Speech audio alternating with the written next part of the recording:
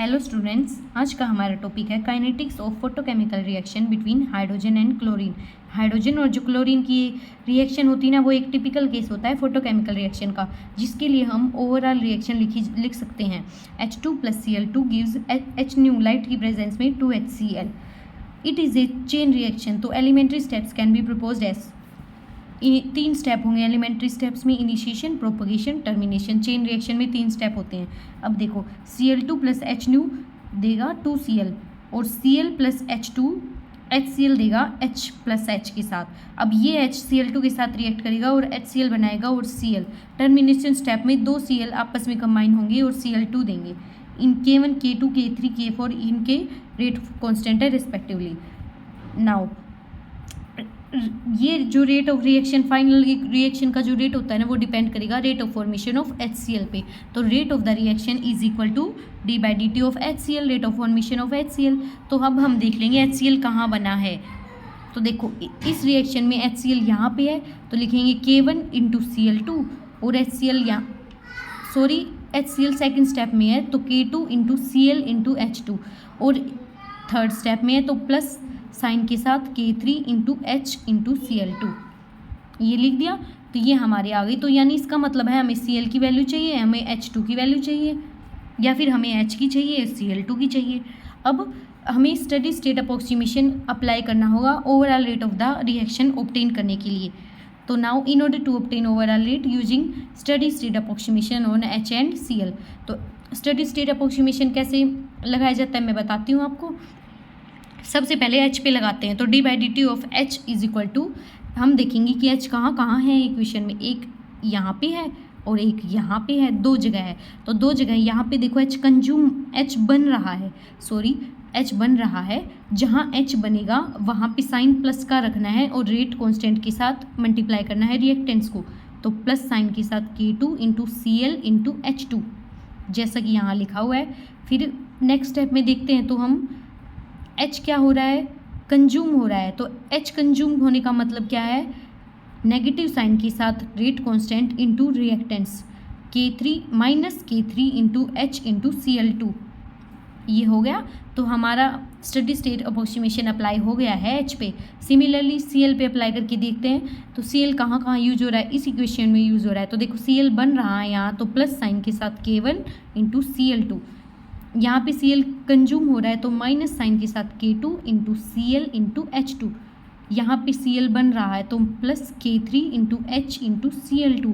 यहाँ पे Cl consume हो रहा है, तो माइनस साइन K4 × Cl और 2 टाइम्स है, तो 2 टाइम्स के लिए हम स्क्वायर कर देंगे 2 लगा के। तो यहाँ पे हमने दोनों टर्म्स का स्टडी स्टेट अप्रोक्सीमेशन अप्लाई कर लिया है। इक्वेशन 2 नाम दे देंगे, इसको इक्वेशन 3 नाम दे देंगे। 1 जो हमारी ओ वाला रेट है ना, पहली इक्वेशन, उसे नाम देंगे। अब देखो, इन इक्वेशन से हम क्या कर सकते हैं। हमने देखा कि जो K2 Cl H2 और K3 H Cl2 है, वो यहाँ पे हैं इस टर्म्स में, इक्वेशन 3 में। बस नेगेटिव साइन नहीं है, तो नेगेटिव ले लें, इक्वेशन 2 का नेगेटिव ले लेंगे, तो ये नेगेटिव टर्म हो जाएगी, ये पॉजिटिव टर्म हो जाएगी और इक्वल टू 0 हो जाएगा। तो यानी इन दोनों टर्म्स की जगह हम 0 लिख सकते हैं। तो यही वही बात बताई हुई, टेकिंग नेगेटिव ऑफ इक्वेशन 2, ये वैल्यू आ जाएगी। तो इक्वेशन 4 का यूज करना है इक्वेशन 3 में, तो यहाँ पे वैल्यू आ जाएगी, वो दोनों टर्म 0 रखेंगे, तो फर्स्ट टर्म और फोर्थ टर्म बचेगी। अब क्या करेंगे, इसे इस साइड ले जाएंगे, Cl की वैल्यू निकाल लेंगे। Cl की वैल्यू निकल गई। और ऑल्सो इक्वेशन 2 को जब हम रीअरेंज करते हैं, तो क्या आता है, इक्वेशन 2 यही तो है, इसको रीअरेंज करेंगे तो इस साइड जाएगा, तो यानी ये दोनों टर्म्स इक्वल आ जाएंगी। ये दोनों टर्म्स इक्वल आ गई, तो ये इसी इक्वेशन को यूज़ करना है इक्वेशन 1 में। क्या है इक्वेशन 1, क्या है, ये वाली, कि K2 Cl H2 + K3 H Cl2। अब इक्वेशन उसमें 6 में क्या बताया हमने, ये दोनों टर्म इक्वल हैं। तो ये दोनों टर्म्स में से किसी का भी, दोनों सेम x में x जोड़ेंगे तो 2x ही तो बचेगा। तो सिंपली हम लिख सकते हैं 2 times of K2 × Cl × H2, या फिर 2 times of K3 × H × Cl2। एक ही बात है, कौन सा भी लिख लेना। तो हमने लिख दिया d/dt of HCl is equal to 2 times of K2 × HCl × H2। अब क्या करेंगे, now putting Cl from equation 5 in equation 7।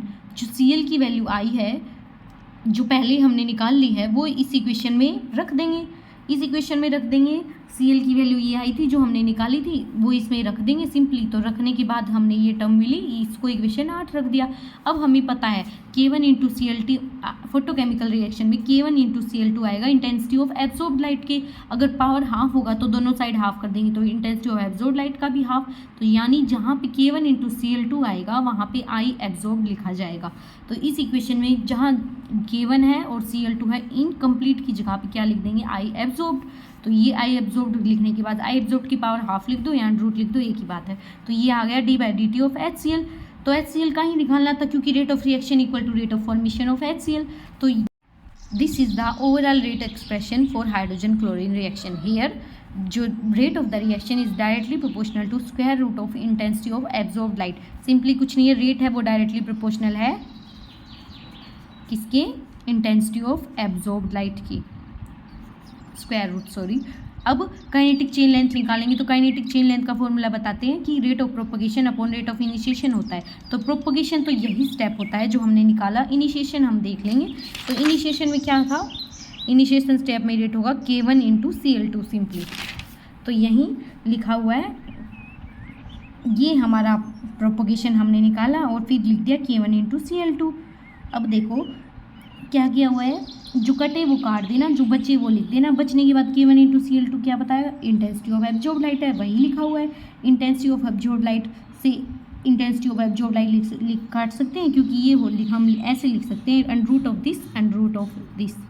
तो एक से ये कट जाएगा तो एक बच जाएगा। ये हमारी काइनेटिक चेन लेंथ यहाँ तक निकाल लें या फिर यहाँ तक छोड़ दें, कोई दिक्कत नहीं है, दोनों सही माने जाएंगे। अब आप स्क्रीनशॉट ले सकते हैं।